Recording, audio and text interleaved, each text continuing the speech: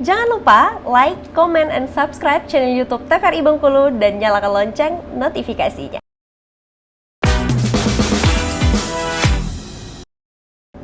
Assalamualaikum warahmatullahi wabarakatuh. Halo pemirsa Opini, ketemu lagi nih bersama saya Iqbal Fatwa di Opini hari ini, obrolan pas di sini. Nah, sebelum kita kasih tahu siapa narasumber kita di hari ini, yang pastinya kita kehadiran kembali lagi narasumber spesial yang akan kita ajak ngobrol di Opini episode kali ini. Tapi sebelum itu untuk pemirsa Opini jangan lupa nih bisa nonton Opini kapan saja di mana saja melalui YouTube channel TVRI Bengkulu. Bisa subscribe sekarang juga YouTube channel TVRI Bengkulu. Nah, kita langsung saja nih akan memanggilkan, mengenalkan narasumber kita di Opini kali ini sudah hadir.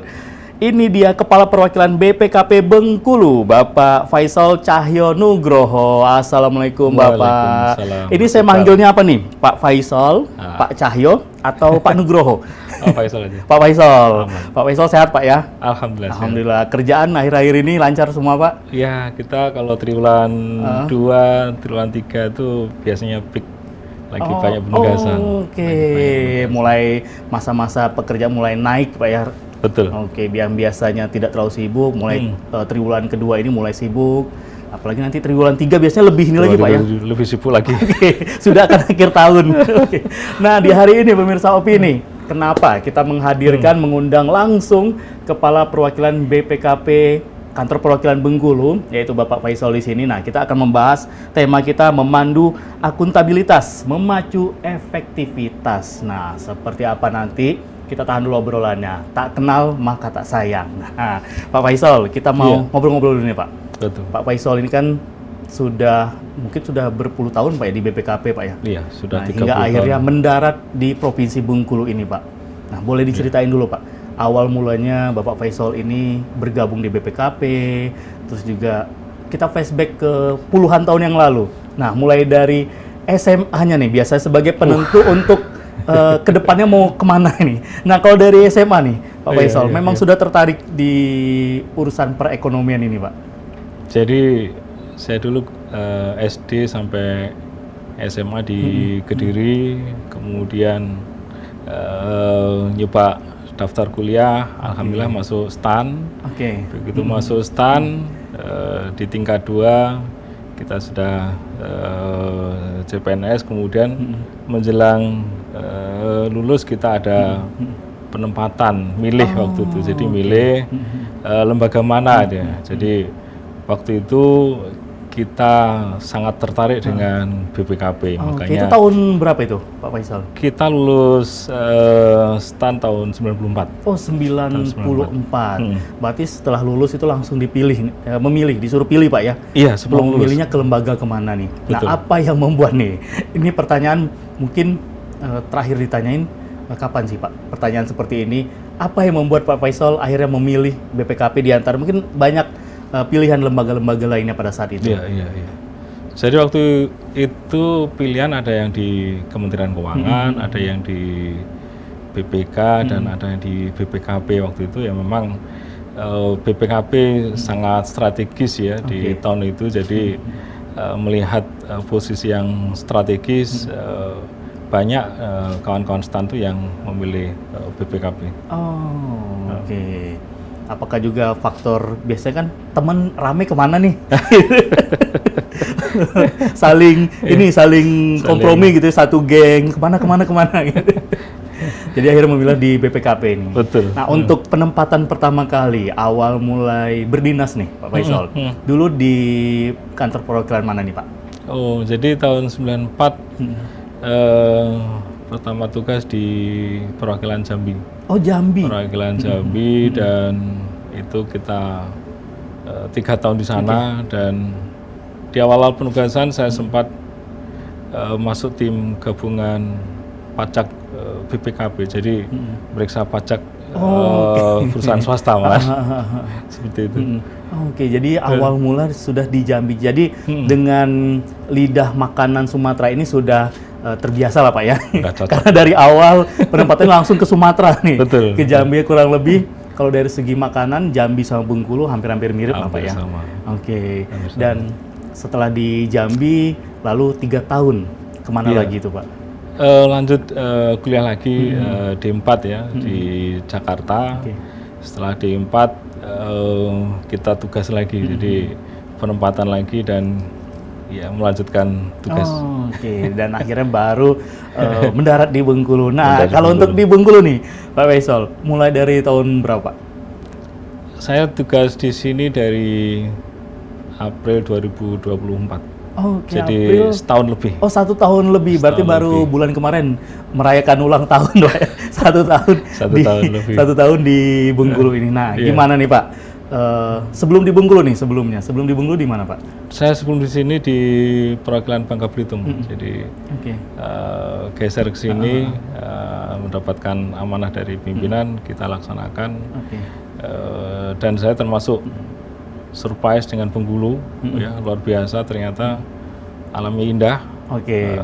baik di gunung maupun di Lautnya pantai, semua ada, Pak ya. semuanya ada. Ini luar biasa. Kemudian tanahnya juga subur, ya banyak sawah. Ini hal-hal yang sebelumnya nggak terekspos, jadi termasuk surprise lah saya di Bengkulu, dan ini luar biasa, provinsi yang luar biasa, walaupun dengan berbagai kondisinya. Kita punya tugas di sini, ya kita siap melaksanakan tugas. Oke, berarti Pak Faisal ini di BPKP memang sepertinya sudah ditakdirkan untuk di Pulau Sumatera, Pak ya. Awal mula di Jambi, sebelum di Bengkulu Bangka Belitung, sekarang di Bengkulu. Nah, habis ini jangan-jangan bisa ke Pekanbaru nih, Pak. Wah, iya. Oke, berarti untuk keluarga ikut terus dong, Pak? Seperti istri, anak-anak. Ikut, alhamdulillah ikut. Oh, oke. Berarti termasuk juga dari sekolah anak-anak berpindah-pindah ikut juga kemana Iya. orang tuanya. Iya, selama ini ikut. Jadi biasanya anak yang SMA baru kita cari sekolah yang boarding biar nggak oke, terganggu boarding school, Pak ya. kuliahnya kan. Benar. Nah, ini juga pertanyaan dari anak-anak nih, Pak, yang biasanya punya orang tua sama seperti Pak Faisal nih.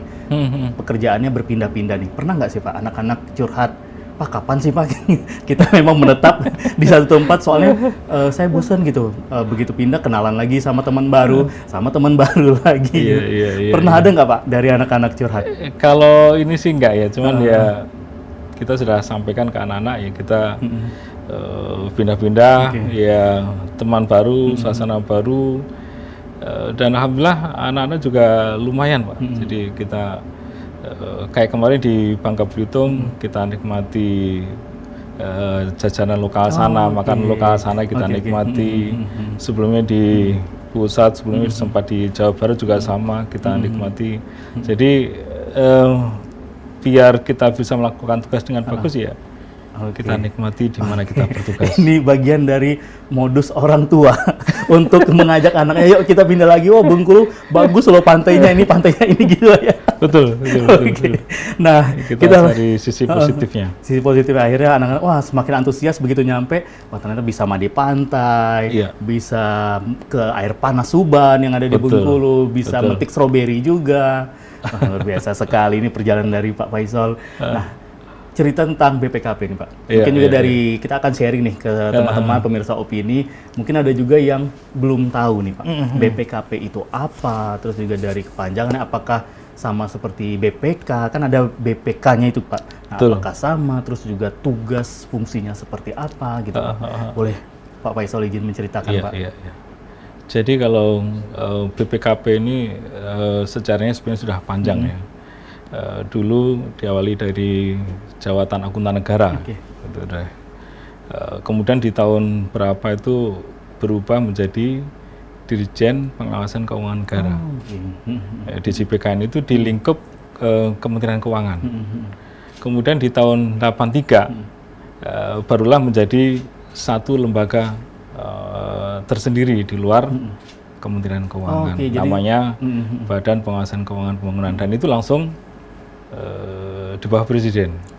Berarti kalau secara garis organisasinya langsung tarik lurus ke Presiden, Pak. Betul. Ya? Kalau sebelumnya itu di bawah Kementerian Keuangan. Iya.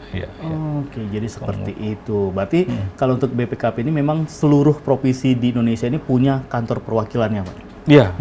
Jadi bahkan ada 4 provinsi baru di Papua. Alhamdulillah kita sudah 2 lagi yang kita buka perwakilan, baru tinggal 2 yang belum kita buka di Papua. Jadi semua provinsi alhamdulillah sudah ada perwakilan kita. Oke, berarti perannya dengan hadirnya BPKP di masing-masing seluruh provinsi yang ada di Indonesia ini turut serta mengawasi bagaimana mulai dari perekonomian, terus juga perputaran keuangan di situ, terus juga pembangunan seperti apa. Berarti semacam untuk tim audit bisa juga dibilang gitu nggak sih, Pak? Iya, ya jadi kita ini BPKP itu auditor internal pemerintah. Oh, oke. Auditor internal pemerintah bertanggung jawab langsung kepada Presiden. Nyambung yang tadi sempat ditanyakan bedanya apa dengan BPK. Kalau BPK itu ya lembaga di luar pemerintah, di luar Presiden. Jadi Presiden dan seluruh bawahannya itu yang meriksa BPK. BPK ini nanti laporannya ke DPR. Nah, kalau kita BPKP di bawah Presiden, tugasnya mengawal program-program pemerintah, program-program Bapak Presiden, termasuk sekarang dengan Astacitanya. Kita kawal semua program itu agar ya semua berjalan dengan bagus, target-target pembangunan tercapai, tidak ada masalah di belakang hari. Itulah tugas-tugas kita. Jadi memang tugas kita sangat banyak, sangat banyak. Oh, oke, sangat banyak sekali tugasnya. Nah, seperti apa nanti kita akan minta Pak Faisal menceritakan bagian-bagian atau juga tugas-tugas serta fungsi dari BPKP. Kita tahan dulu Pak Faisal obrolannya. Pemirsa Opini jangan kemana-mana, karena setelah ini Opini akan segera kembali lagi hanya untuk Anda.